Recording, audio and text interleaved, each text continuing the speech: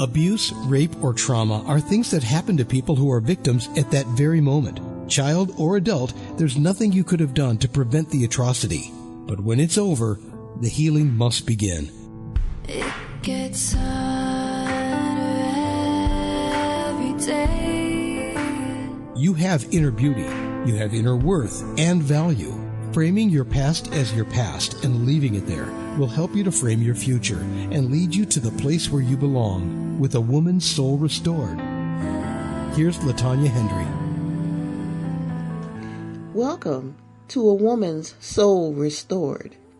First of all, I would like to thank each of you that took the time to listen to last week's segment entitled Refining for a Greater Purpose.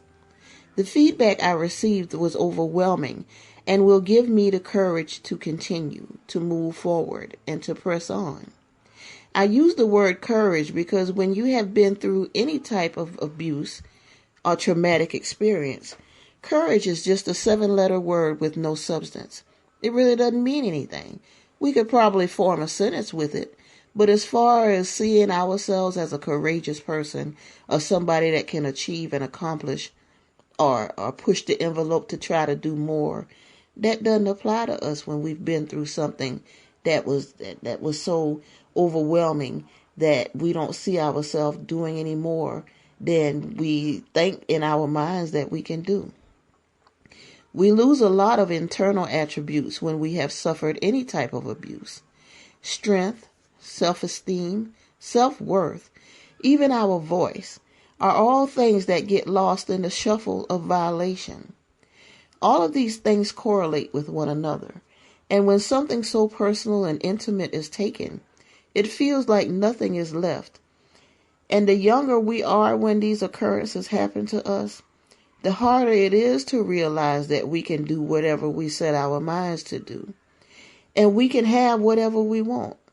And I'm not talking about physical items, because physical things can come and go in an instant. But I'm talking about the simple things. Maybe walking on the park after dusk and not being afraid or being timid. Or sitting on our front porch if we're alone and nobody's home with us, and not feeling like we have to duck back in the house because somebody's going to snatch us or grab us or violate us. Or even going to the store after hours and either getting out of our car or getting back in thinking that something's going to happen to us, and we live in this fear, in this prison, and we don't move forward. We internalize what happens to us physically. The very act is meant to demean and demoralize, to take away, to control, and to manipulate. Years after the physical act is done, we are still left in confinement. The actual act is like getting arrested for a crime we did not commit, and the aftermath is a mental prison sentence. It is something that is happening currently or reoccurring. It's like having additional time added to our sentence. The dynamic of your was and is begins to exist together. They begin to flow together as one. It may become difficult to see yourself as someone other than a victim. That mentality begins to consume you and take over your life. Anything consuming has power. That power of being victimized can negate who you were meant to be, because you will continuously believe that which happened to you or is happening is who you are. Thoughts and memories will overtake your reality and become your now. The power of bad memories may seem like an impossible enemy to fight. Sometimes things could just overtake us and we just don't know what direction to go in and how to think and what to do, so we just don't do anything at all. You may feel powerless, hopeless, and destined to be confined in that mental prison. But there is a way to break free. There is hope. Keep in mind that we have a God that loves us and wants the best for us. There is no battle that he cannot or will not fight for us, because in his word he says the battle is not ours anyway. He has also given us power to speak to mountains, and the mountains will move. Surely if we can move mountains, then we can gain power over our thoughts, take back our lives, and live in a way that gives us peace, happiness, and fullness. You may be asking, how long will that take? Because if we've been drawn in such a mental state so long, we don't have hope for a releasing. We don't have hope for freeing our thoughts and being able to move forward. But then when we think about it, we think it's going to be something that's going to happen tomorrow. Well, that answer will vary from person to person. The power of the mind is limitless. There is nothing wrong with buying aids, reading, viewing different programs, or even listening to this podcast. But ultimately, it comes down to a decision. A decision to take back your power and gain control of your thoughts and memories. Once you have made that decision, then be determined to stay on a positive course, no matter what comes your way. Once again, I'll elaborate on us thinking that if we think one way today, tomorrow, everything's just going to change. That's not reality. We're not going to stop having the thoughts. Those memories are not going to stop rehashing before us. We're not going to automatically just stop. But the thing about that is we'll know how to deal with it better, and that's the decision we're making. We're making a decision that when those thoughts or those patterns happen, that we don't just fall into the same trap repetitively, but we make a decision to think different, to do different, to react different, to find a way that works for us to deal with our memories. Be determined not to drop the ball on yourself, and that's very important because we give 110% on our jobs. With our families, we go above and beyond. With friends, with even strangers, we give 110%. But when it comes to our own self and helping ourselves, we drop the ball. And it's important because if we want to be able to give 110% to other people, we have to be 110% ourselves. Now, that doesn't mean we're not going to have faults and we're going to be perfect, because no one is perfect. But it does mean we're in the mindset that we're not getting pulled back into places mentally that's going to distract from what we're trying to do to help others. We must first help ourselves and be strong and be willing to say, okay, I have an issue and I'm going to deal with this. These memories are bothering me and I have to find a way to help myself. I need help. And then do the work. It's not automatic. It's not instant. It's not a pill that you take. Just like when we might be on a diet and we start taking weight loss pills, and if we don't lose 10 pounds and in a week, we say the pills don't work. We're a microwave society, and we feel that everything is supposed to happen in an instant. But most things that happen in an instant eventually comes back. If we lose weight quickly and lose weight the wrong way, it comes back and we gain more weight. That's the same thing with life. If we hurry and rush and do things just to get through it and say that we've done it, we're going to end up in the same state. Those memories are going to come back and we're not going to have a way to deal with them. Strive to not just be, but to be the best me that you can be. To make the best out of a negative. Your negative can be turned into a positive. It can be turned around. But it is going to take work. You're going to have to make that decision and then stick to it once you make it. To not return to who you were, but to be better because of the prison that you were in. Now, for people like me that had horrible things to happen before they were adults, I don't know what type of person I would have been because I was shaped by what happened to me. But eventually I learned how to learn a new normal that was best for me and how I was living my life. Just like what we are going through now with the pandemic, we have had to learn new normals. We have to adjust and make changes. It's the same thing we have to do with our thoughts and memories. We have to adjust and not let it control us. Believe in your abilities and know that you can look forward to a bright future. A future full of possibilities and not in a mental prison. I think about 2017 when actually it was June, I believe June 9th, 2017, when I walked across the stage at Savannah Civic Center with my degree, with my bachelor's in human services with a minor in psychology at the age of 50. That was the happiest moment for me because I had put off school because I was a young mom. And I figured my children did not ask to come here, so it was beneficial for me to just put my all in my children. And when I got married, to put my all in my husband and be the best wife and best mother I could be, and to work and to provide for my family. So I didn't go to school. And I commend those that did make that decision to still raise kids and go to school, because that's hard. But for me, I made a decision not to do that, but to focus on my family. So when I walked across that stage, it meant more than just getting the diploma from the person that was giving it to me and shaking their hands and posing to take a picture. It meant so much more than that.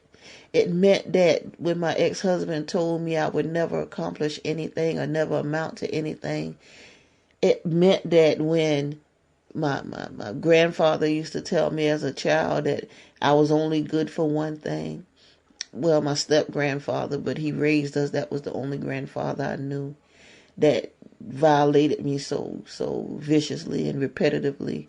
But it also came with a mental cost, because I grew up hearing that because my skin was darker than my sister's, because what he was doing to me, he was feeding stuff in my mind that I would never amount to anything. I had heard that all my life. So when my ex-husband said it, it was just confirming everything that I have heard already, that I would not amount to anything. I had children young, and the only thing I was good for was keeping somebody's house or working at a job that really wasn't going to amount to anything for me. So I settled for that. But after I got to a point where I realized that I am worth it, my it was discovering who I was as an individual, as a person, as a woman, as the many things that I do now, to walk in my truth of what happened to me and to accept it and not let it control me, but to grow from it and become the person I am now. It meant all of that on that stage that day. It meant all of that when my torso got switched from my left side to my right. It meant everything in that moment, that my family and friends were screaming when they called my name, and I knew inside that I had achieved something that I always wanted to do. I wanted to be a college graduate. I graduated cum laude, and it meant something to me that I achieved something in my life so important, and that can make a difference, not only for me, but in my nonprofit, to help me know how to manage it better, to be a better service in my community. So I was thankful that day, in that moment, and I'm sitting here tearing up now, but it was just a very special time. Why would something like that be so special? People do it every year. Millions of kids walk across stages to get their degrees and diplomas. That's the thing. It's kids most of the time. Adults do it too. But the ratio or the percentage is much higher in younger people that get their degree and they go on and start their career. Because at my age, most people are looking forward to retirement. And here I am just starting. Well, I thank God I did start, and I was able to succeed at a high rate, to do the best I could, to study hard. To all my classes, I got A's except math, which I pulled out a C. Math is not my favorite or the best subject, but I was able to pass. But that moment meant to me that all those things that I heard over the years were not true. It really was not true, that I was able to accomplish and able to do what I set out to do. This is what making that decision does. It makes you want to go out and achieve things. It makes you want to test yourself to see, yes, I can do this. Yes, I can. Yes, I can. And you have a yes, I can in your spirit too. You just have to pull it out. You just have to make that decision and then not look back. Make that decision that even when those thoughts pop back up in your head, that you're not going to fall for what the enemy is trying to do. He doesn't want you to succeed. He doesn't want you to accomplish anything. He wants you to be comfortable just sitting. And we can't just sit unless you're typing a book or doing something, but we can't just sit there. We can't just let our lives go by us, because time does not stand still for anyone. That includes us. We can't look back 10 years from now and say, oh, wow, I should have did such and such. We don't even know if we're going to be here 10 years from now. So why put off for tomorrow what we can do today? That book you wanted to write, go ahead and start it. That you wanted to go back to school, go ahead and go. That job that you have your degree for, but you're afraid to step out and do it, girl, use that degree and go ahead and get that job. Stop wasting time and wasting life, because each morning that means we've lost a 24-hour period. Believe in yourself more than just to succumb to what somebody has told you or what you feel. Get out of that prison that's in your mind and release yourself. Unlock those doors and be free. We don't have to be bound by anything. We don't have to be stuck in a place and with no escape. There is an escape, and we hold the key. Because even if God moves all the things out the way for us that we need moved, if we're not willing to walk through the door, it's not going to come to fruition. We're going to be stuck in that same place. And we're going to have grandchildren and great-grands, if we're still here to see them, looking at us, and we're still going to be wondering why I didn't do this or why I didn't do that. I'm not saying what happened to you did not impact you, because what happened to me impacted me drastically. I took a life course turn. But I'm saying that you could turn that corner again. You could bend that corner and find your new normal. Find what works for you. Find a way that when those memories come, it doesn't put you in a place of darkness. It doesn't lock you away. It doesn't confine you. Because believe it or not, life goes on. And people are living, and people are moving, and people are joyful. And why not join those people? Why not do it for yourself today? Don't waste another moment. Don't put it on a list and say, I'm going to do it when the first comes next month. I'm going to start the month off September 1st doing this. No, do it now. Do it now. Make a decision that in the morning, I'm going to start my new life. I'm going to live on purpose. I'm going to do what I need to do to help myself. Don't live in that prison any longer. Don't be confined in your mind. And Lord, please, please, don't let those memories continue to take you to that place of being victimized, of being abused, of being neglected. Whatever happened to you to put you in that dark place, you don't have to stay there. I hope you enjoyed this session of A Woman's Soul Restored. I hope that each week we learn a new attribute and learn something new to help prosper our lives and to help us move forward. If you want to contact me, send me an email. Let me know your thoughts at awomanssoulrestored@gmail.com. That's awomanssoulrestored@gmail.com. Or visit my website at www.lovelifenow.com. So this is LaTanya Hendry with A Woman's Soul Restored. Get out of that prison and live your life today. Ooh.